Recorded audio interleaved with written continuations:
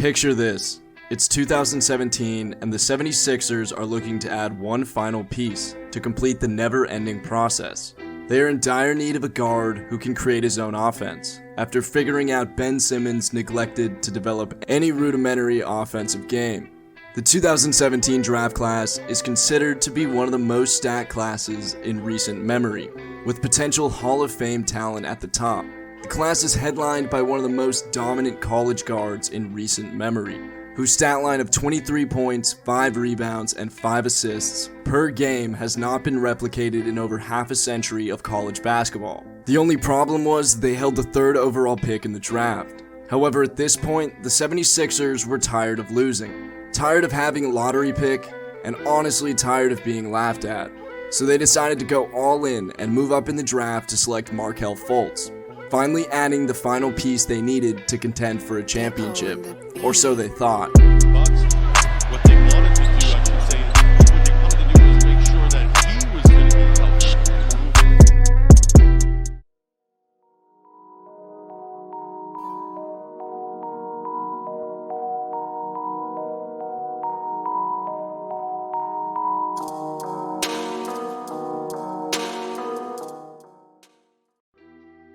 Markelle Fultz was viewed as the consensus top pick in the draft, and a potential game-altering talent, even being considered one of the top prospects out of college in years.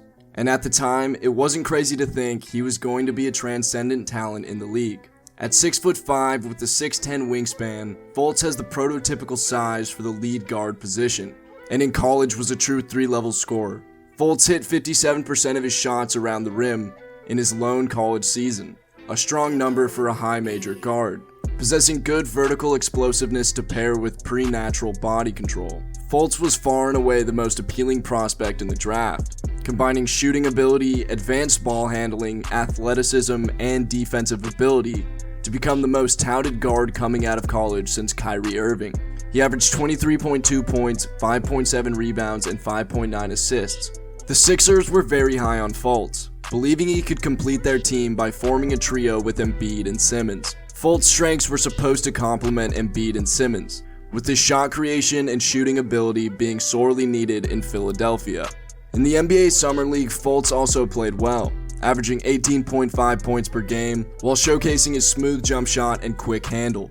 His performances drew praise from NBA stars, including Kevin Durant, who had just won the Finals MVP in June. On opening night, Fultz showed some signs as an athletic playmaker, but once again, his jump shot was being scrutinized repeatedly. After just 4 games, Fultz was shut down for an indefinite amount of time, which led to perhaps the most widespread discussion of an athlete's psychology in recent memory, with many claiming Fultz had the yips, which is the sudden loss of an athlete's ability to perform routine motor skills. And after his iffy start to the 2019 season, Fultz's performance steeply declined, and his jump shot was haywire yet again. He went viral multiple times in November, first for horribly missing an open 3-pointer against the Nets, and then again in a game against Miami, when Fultz double-pumped a free throw, in a shot that resembled a pump fake. About 2 weeks after taking a leave of absence, Fultz was diagnosed with thoracic outlet syndrome, which affects the nerves between the neck and shoulder. Finally, Fultz's mysterious NBA experience had some explanation, though it is unclear why it took over a year to diagnose his injury. The common theory online is he sustained a motorcycle accident damaging his nerves. However, there is no proof or factual evidence, just an idea that circulated the internet. After 1.5 forgettable seasons where at times it looked like this dude legitimately forgot how to play basketball, the Sixers dumped Fultz to Orlando for Jonathan Simmons, a 2nd-round pick, and a top 20 protected 1st-rounder. The team that invested a number 1 overall pick and a future first gave up after 1.5 injury-filled seasons. He appeared in 72 games in 2019-2020, starting for the majority of the season before March's COVID-19 shutdown. The 3-point shot never came back, but he was solid as the Magic's starting point guard and helped lead them to the playoffs in the bubble. The beginning of this season looked like another breakthrough. Despite continued poor outside shooting, Fultz blossomed as a playmaker and finisher, averaging a career high of 14.3 points per game. And for the first 2 weeks of the season, as the Magic got off to a surprising 5-2 start, and for the first time, it seemed he was finding his footing. and looked like it was heading for a happy ending. Then, in the Magic's win over the Cleveland Cavaliers, one of the best comeback stories of the year was undone when Fultz suffered a torn left ACL that ultimately ended his 2020-2021 season. It's the unfortunate latest chapter in what has been a wildly up and down career for Fultz. There are no guarantees Fultz will be back good as new, but he's been through much worse than this already.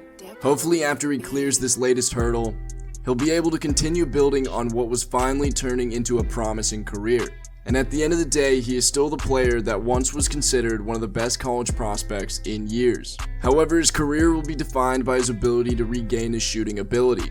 If he's able to return to being a deadly knockdown shooter, he can be a star in the league, while at the same time writing one of the greatest sports stories in history. But anyways guys, hope you enjoyed today's video. Thanks for watching, and as always, deuces.